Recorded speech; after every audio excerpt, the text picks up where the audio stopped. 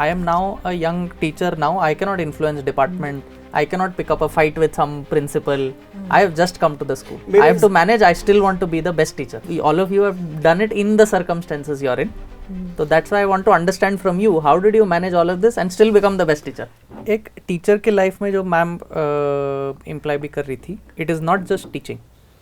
There is a lot of administrative work as well. That is true in private as well. That is true in government as well. And this is part of the job. How do you manage? What is more important? कर सकते हैं actually.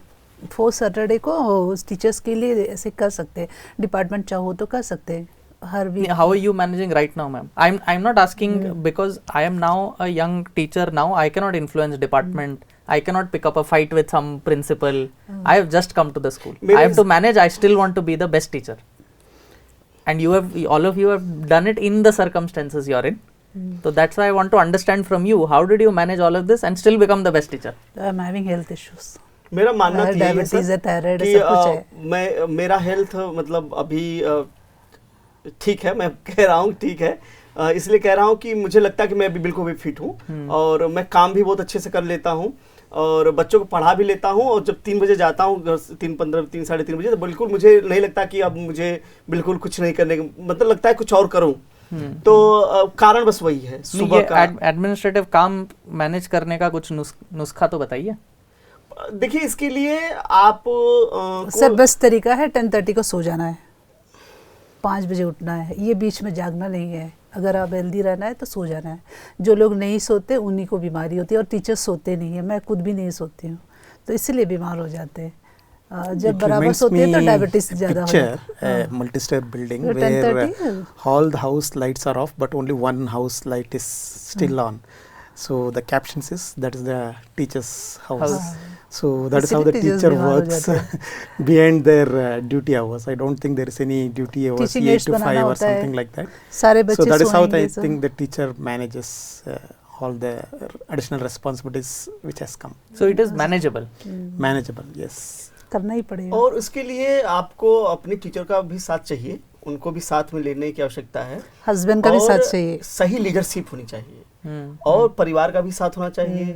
और अगर मेरी wife का भी साथ चाहिए, बच्चों का भी साथ चाहिए और उसमें माता पिता का भी साथ चाहिए अगर है तो. कुल मिला के कहने का मतलब ये है कि अगर आप लीडरशिप दे रहे हो, बड़े लेवल पे दे रहे हो, जैसे हम लोग नेशनल अवार्ड पाए हैं या पाए भी इसी हिसाब से हैं, अगर हमने अच्छा किया है, लीडरशिप अच्छा दिया है, तो लीडरशिप का तो परिभाषा यही है कि ईमानदार होना चाहिए, मेहनती होना चाहिए, कर्तव्यनिष्ठ होना चाहिए. कई दूसरों की बात पहले सुननी चाहिए. पहले नहीं बोलनी चाहिए. जी.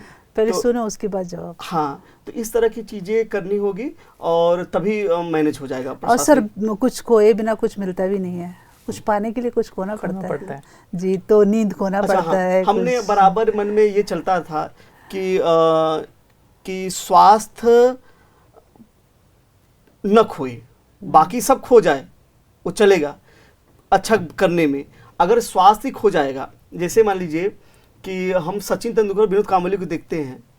विनोद कांबली कई तरह से वापसी किए, लेकिन एक बार उनका ग्राउंड पे पैर टूट गया, गिरे, तो फिर वो नहीं आ पाए.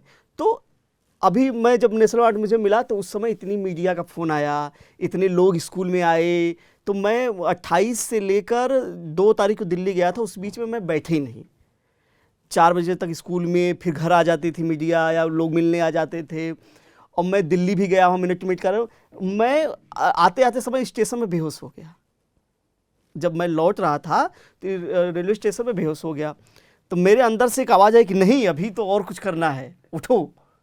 तो ये काम करने की वो थी, अंदर से जज्बा था कि नहीं, मुझे फिट रहना है, उठो. तुरंत उठा, फिर लगा कि अंदर से एक आवाज़ आ रही है. तो टीचर को मजबूत बनना पड़ेगा और मजबूत के साथ साथ उसे फिट भी रहना होगा.